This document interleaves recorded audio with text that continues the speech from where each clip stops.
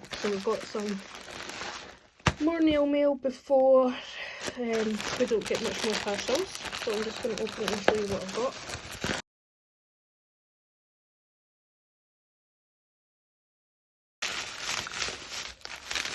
Right, I'll put it all out.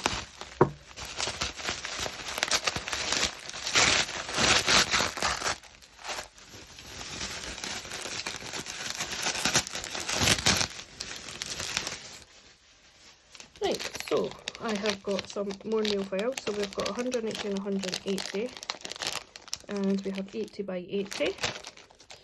This is obviously a little free gift. So I've not tried these ones. Everybody knows I love trying new forms. This is one of their acrylic colours. These were in the clearance, so I've got these to try. I think these will be great for making my sculptures.